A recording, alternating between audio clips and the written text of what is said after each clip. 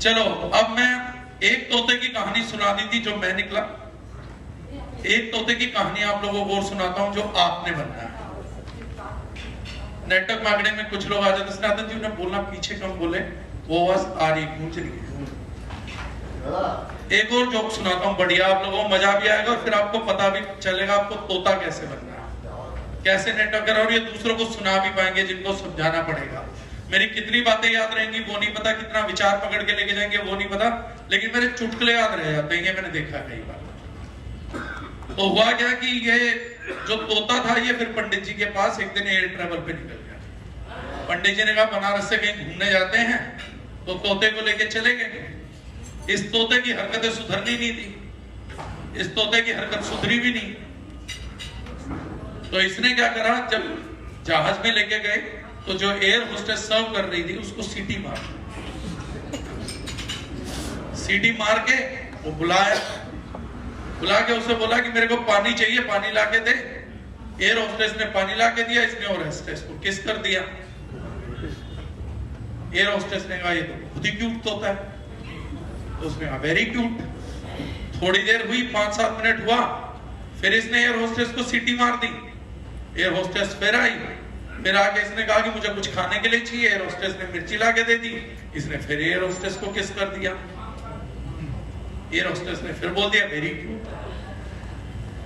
अब ये देख के पंडित जी ने कहा कि ये तोता चाहे हरकतें कितनी भी करता हो, लेकिन इसका इस बार का कॉन्सेप्ट सही है। और पंडित जी ने कहा इस बार एयर होस्टेस गलत है, उसको किस करो, कुछ नहीं बोलती। तो पंडित जी ने क्या कहा, पंडित जी ने अगली सीटी मारी, एयर होस्टेस को बुलाया, पानी मंगवाया और एयर होस्टेस को किस कर दिया। ये हुआ है, ये अभी आप हंस तो रहे हो, अभी पता लगेगा पंगा कहां हुआ। एयर होस्टेस को किस कर दिया, एयर होस्टेस को गुस्सा आ गया। तोते का तो समझ पा रही थी, लेकिन इस पंडित जी का नहीं समझ पाई। तो तोते को किस करते ही तो क्यूट बोला, पंडित जी को करती आपको बुलाओ गई, जाके कैप्टन को कंप्लेंट कर दी।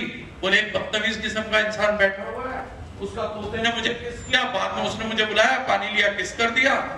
पायलट ने डिसीजन लिया, बोले काम करो, इनको उठा के प्लेन के बाहर फेंको। जब प्लेन से बाहर फेंकने लगे और गेट पे पहुंचे, तो तोते ने पंडित जी से पूछा, बोले उड़ना आता है? तो बोले नहीं। बोला फिर पंगे क्यों ले रहा?